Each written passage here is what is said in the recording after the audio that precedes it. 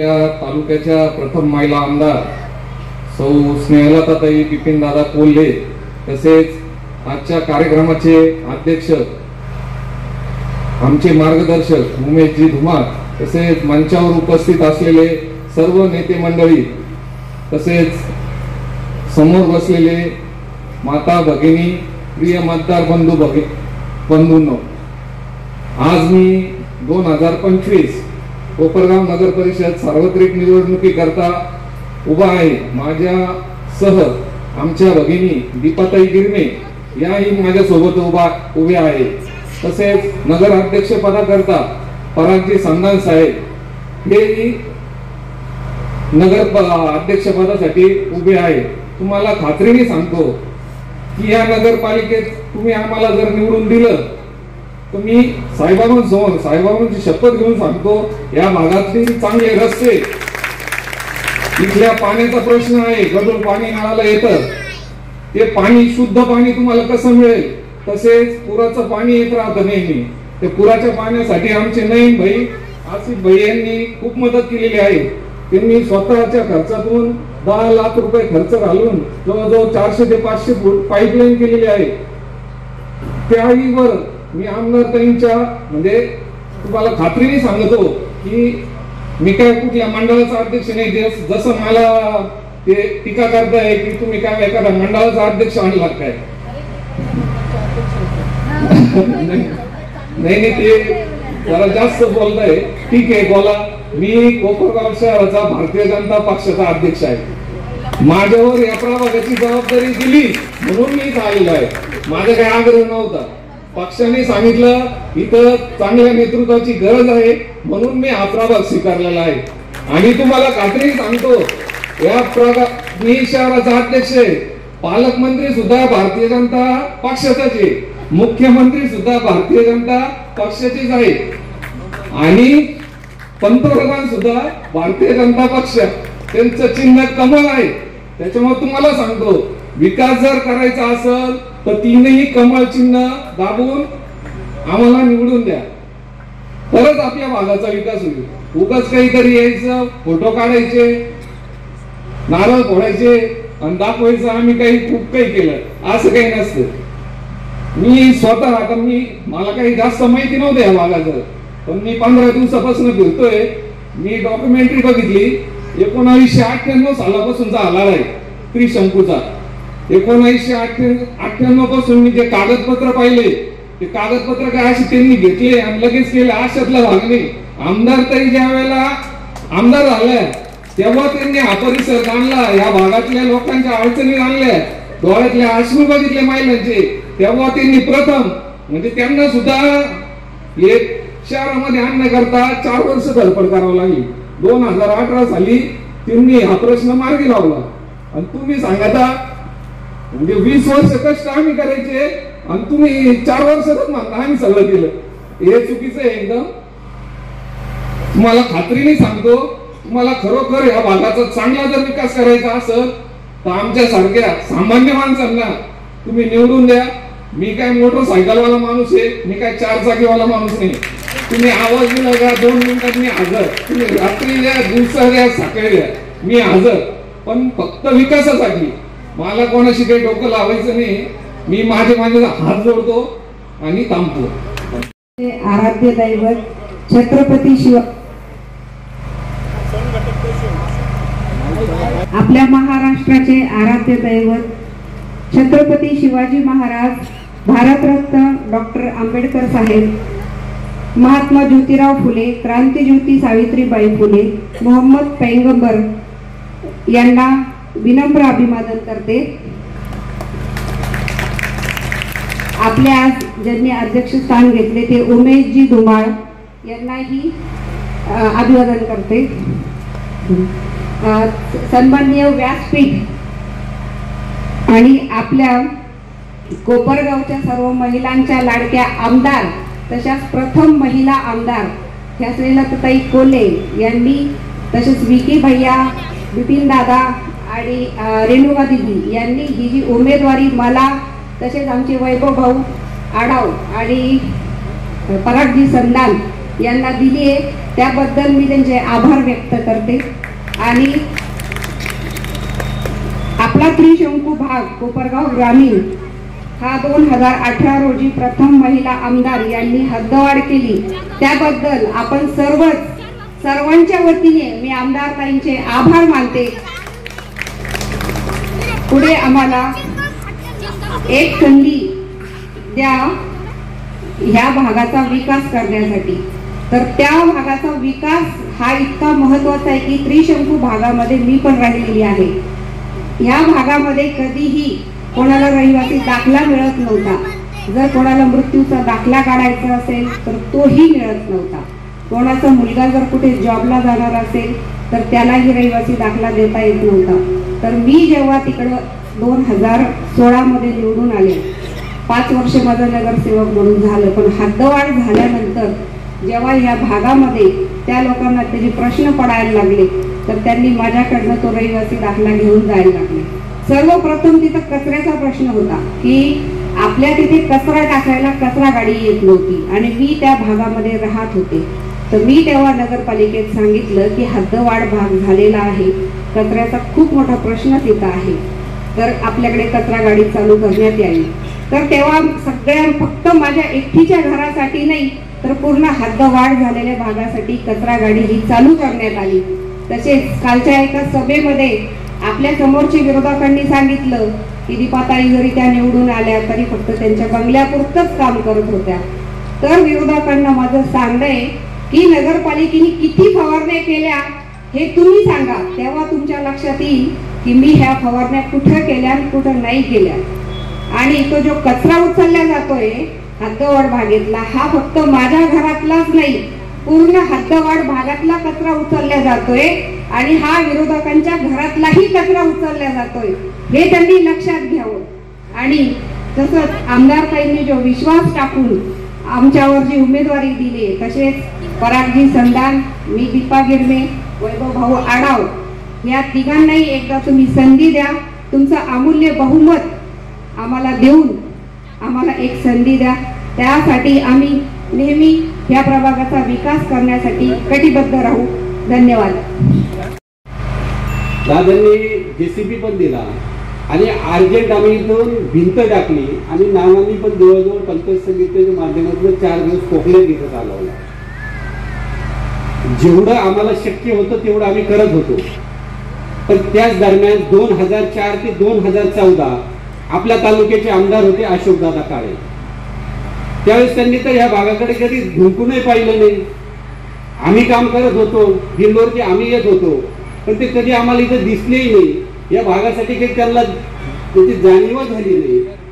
म्हणजे आम्ही त्या जिल्हा परिषदच्या माध्यमातून इथं बरीच कामं केली. शेजारी जर गोकुळ नगरी पाहिली तो कॉन्क्रिटीकरण असा तो त्या काळामध्ये झालेला आहे. म्हणजे खऱ्या अर्थाने कोल्हे कुटुंब असतील किंवा कोल्हे साहेबांबरोबर जे आमच्यासारखे छोटे कार्यकर्ते काम करत होते ते निश्चितच या भागासाठी प्रयत्न करत होते की काय करता येईल. 2004 ते 2014 काही झालं नाही.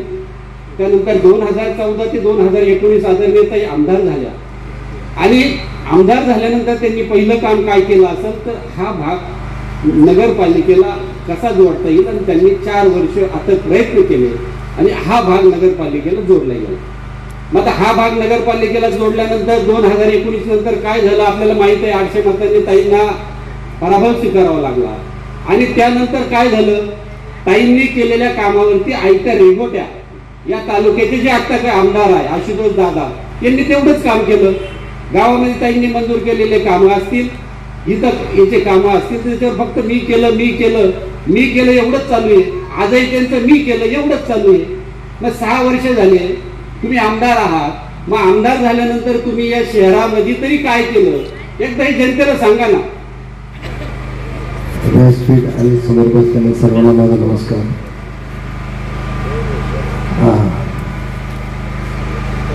आज आपण करमल नगरमध्ये जे सभा घेतो, आपले जे उमेदवार आहे परागजी संधान साहेब, वैभव आढाव, हिरवताई यांना प्रचंड मताने विजय करा ही नम्र विनंती. संकटाला आले, संकटाच्या वेळी कोण उभं राहतं याची आठवण आपण घ्या. आणि माझी तर तुम्हाला पदर पसरून विनंती आहे की हा हद्दवाढीचा प्रश्न अतिशय कठीण होता, अतिशय अवघड असतात. खूप फाईल ढिगभर फाईल पडलेल्या होत्या. त्याच्यातून मी फक्त प्रत्येक वेळी मुंबईला गेले की त्या ऑफिसमध्ये डोकायचे, साहेब आमचं हद्दवाढीचं काय झालं. शेवटी मला असं वाटतं वैतागून त्या साहेबांनी म्हणलं असं, एकदाच या आमदारताईचं काम करून द्या, सारख्या सारख्या म्हणायला येतात. मी आहेर माझ्याबरोबर पीए, त्यांना म्हणायचे 2 मिनिटं आपण जरा हद्दवाढीचं विचारून येऊ. आणि परत तिथं जायचे. एक कपभर चहा सुद्धा माझ्याकडून कोणत्याही अधिकाऱ्याने मागितला नाही, कोणत्या मंत्र्याने माझ्याकडे 2 रुपये मागितले नाही. पण निस्वार्थ भावनेने आज आपल्याला या हद्दवाढीचं काम करता आलं आणि म्हणून मला त्याचं खूप समाधान आहे, खूप समाधान आहे. पण मला नंतर काय असं वाटलं की सत्ता बदल झाली आणि जे हद्दवाढीला हक्काचा निधी येतो त्या हक्काच्या निधीची विल्हेवाट लावली गेली चुकीच्या पद्धतीने. आज आपण घरपट्टी भरतो, पाणीपट्टी भरतो आणि त्याची तिथं जाऊन उधळपट्टी होते. अशी परिस्थिती आहे. वचक नाही, ढिसाळ कारभार. आणि म्हणून आपल्याला हक्क आहे, आपण घरपट्टी पाणीपट्टी भरतो, आपला श्रमाचा कष्टाचा पैसा आपण मोजतो. तर आपला हक्क असला पाहिजे आणि हक्काचा उमेदवार आपण जर दिला तर आपल्याला विचारता येईल, त्यांना प्रश्न विचारता येईल. ही अतिशय चांगले उमेदवार आपल्याकडे दिलेले आहे. दिलीप भाऊने आता विषय काढला पाण्याचा. अहो तळ्याची जागा साहेबांनी घेतली, ठराव आम्ही पास केले, आम्ही आडकाठी कधीच आणलेले. परंतु मी म्हणायचे दुष्काळ पडतो, त्या धरणातलं पाणी वेळेत येत नाही आणि त्या तळ्यात पाणी येतं तर सगळी घाण वाहून येते नाशिकची. आणि म्हणून मला वाटायचं संगमनेरलाही धरणाला पाईपलाईन जोडली बंद, आपल्या कोपरगावला जोडली तर बरं होईल. त्याच्यासाठी पुन्हा फाईल घेऊन पळायला लागले. स्वच्छ बंद पाईपलाईनचं पाणी धरणापासून कोपरगाव पर्यंत शिर्डीला येणार होतं, तेही आपल्याला मिळालं असतं. परंतु शेतकरी भडकवले, कोर्टात पाठवले आणि शुद्ध येणारं पाणी अडवलं गेलं. नंतर आमदारकीच बदलली आणि तुम्हाला नादी लावलं तळ्याच्या. अहो दुष्काळ पडला, पाणी नाही पडलं धरणात तर आडातच नाही तर पोरत कुठून यायचं, आपणही नादी लागतो.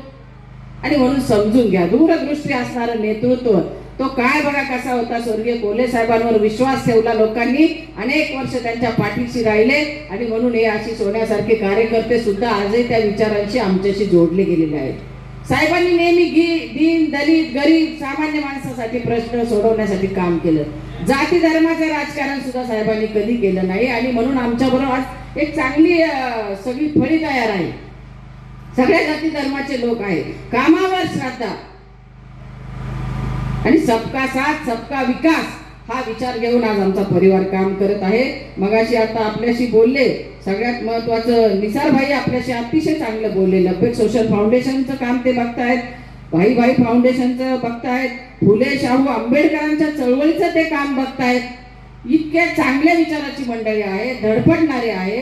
त्यांनी बघितलं पुराचं पाणी आलं आणि तातडीने कलेक्टरला सांगितलं मला गोकुळ नगरीचा पूल करून पाहिजे. रामभाऊ शिंदेना फोन केला, त्यावेळी ते पालकमंत्री होते आणि गोकुळ नगरीचा आपला पूल झाला. अहो हे उद्घाटनाला आल्यानंतर अशी परिस्थिती आहे. काम आपण केलं, उद्घाटन केले, यांनी बोर्ड लावले आणि म्हणून माझी विनंती आहे खोटे समजलं पाहिजे, कोण खोटं आहे कोण खरं आहे आपल्याला समजलं पाहिजे. आपलं आपलं एक एक मत महत्वाचं आहे. काल आपल्याला मुख्यमंत्र्यांनी सांगितलं नगर जिल्ह्यात फक्त एकच सभा दिली, ती मुख्यमंत्र्यांनी कोपरगावला दिली. आपल्याला जर माझ्याकडून प्रश्न सोडून घ्यायचे असतील तर आपल्याला मुख्यमंत्र्यांनी जो संदेश दिला तो ऐकला पाहिजे. तर मला नाक राहील त्यांच्याकडे तुमच्यासाठी काही 4 कामाची भीक मागण्यासाठी जायला. मला हक्क राहील, तुम्ही जर आपला नगराध्यक्ष निवडून दिला तर मला तिथं जाता येईल की साहेब आपण शब्द टाकला आणि झेलला, आता तुम्ही माझं ऐका. अशी परिस्थिती आहे आणि म्हणून माझी सगळ्यांना विनंती आहे की आपलं एक एक मत महत्वाचं आहे. केंद्रात जे सरकार आहे ते राज्यात पाहिजे, राज्यात जे आहे ती नगरपालिका आपल्याकडे, तरच आपल्याला निधी येऊ शकतो. कोणी किती सांगू द्या. हे समोरचे उमेदवार काय बोलले, ज्या दिवशी उभं राहायचं ठरलं मग आम्हाला फोन केला सकाळी, माझी जरा पंचायत झाली.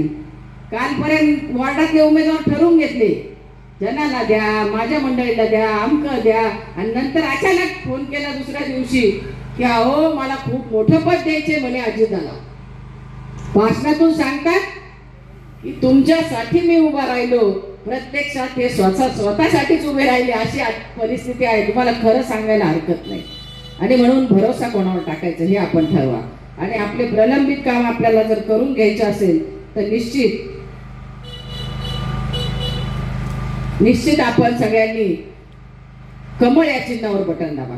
आपल्याला कल्पना आहे, कालच देवाभाऊंनी काय सांगितलं की मी मुख्यमंत्री असेपर्यंत लाडक्या बहीण योजनेच्या पैशाला कोणीही धक्का देऊ शकत नाही. त्या योजनेचे पैसे मिळणार म्हणजे मिळणार. आणि म्हणून लाडक्या बहिणींनो, आपल्या भावाने एकच मागितलं की मला नगराध्यक्ष निवडून द्या, माझे नगरसेवक निवडून द्या. तेही आपण शब्द थोडासा राखला पाहिजे, पाळला पाहिजे. आपण प्रत्येकीने एकमेकीला जाऊन मैत्रिणींना सांगितलं पाहिजे की आपल्याला बघा, महिला राष्ट्रपती आदिवासी, देशाच्या अर्थमंत्री निर्मला सीतारामन ह्या आहेत. आणि मग महिलांना एवढा सन्मान आहे. बेटी बचाव बेटी पढाव अनेक योजना आल्या सरकारच्या महिलांसाठी. तर आपण महिला भगिनींनो लक्षात असू द्या, आपल्या पाठीशी कोण उभा आहे. आणि निसरबाईंनी सुद्धा दिलीप भाऊ सांगतायत माघार घेतलेली आहे. त्यांचे मी आभार मानते खूप खूप की आपण मनाचा मोठेपणा दाखवला. आणि नाही आता मला वैभव भाऊंनी सांगितलं, नईमबाई आसिफबाई यांनी 10 लाखाची पाईपलाईन गटारीची स्वतः केली. त्यांचेही मी मनापासून आभार मानते. कारण समाजासाठी काम करताना स्वतःच्या खिशातून 4 पैसे लावायला यालाही मनाचा मोठेपणा लागतो. आणि म्हणून चांगले कार्यकर्ते आमच्याकडे आहेत, धडपडणारे आहेत, पळणारे आहेत. आणि हे दोन्ही उमेदवार, नगराध्यक्षाचा उमेदवार अतिशय चांगला उमेदवार आहे. कुठे टीका ऐकली का आमच्या उमेदवारावर कोणी केलेली? आणि मंडळात विजेता तरुण मंडळातला आमचा उमेदवार आहे, तोही कोरोना काळात धडपडला, पुराच्या काळात सामान्य माणसासाठी पळाला. आणि विवेक भाईंबरोबर संजीवनी युवा प्रतिष्ठानमध्ये सुद्धा खूप तळमळीने काम करणारा हा कार्यकर्ता आहे.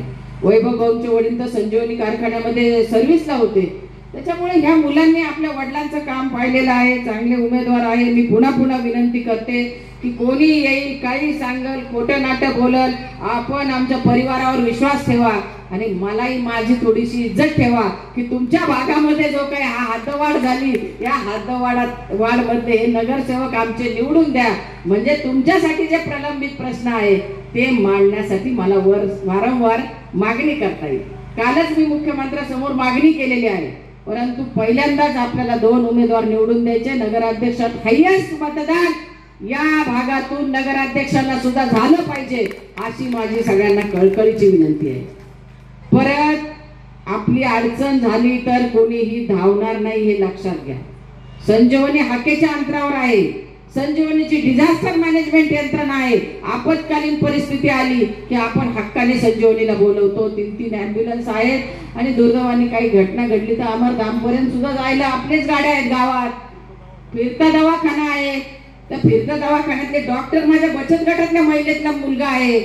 अहो, छोट्या छोट्या गोष्टीत आम्ही परिवाराने काम केलेलं आहे. मी सुद्धा एका बचत गटातली सदस्य आहे. याचा मला सार्थ अभिमान आहे.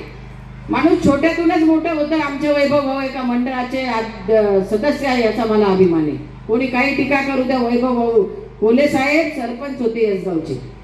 आणि म्हणून मी सगळ्यांना पुन्हा पुन्हा कळकळीची विनंती करते, आपल्या परिसराचा, आपल्या प्रभागाचा विकास करून घ्यायचा असेल तर कमळाशिवाय पर्याय नाही. कमळ कमळ आणि कमळच आपल्याला निवडून द्यावं लागेल, एवढी विनंती करते. धन्यवाद.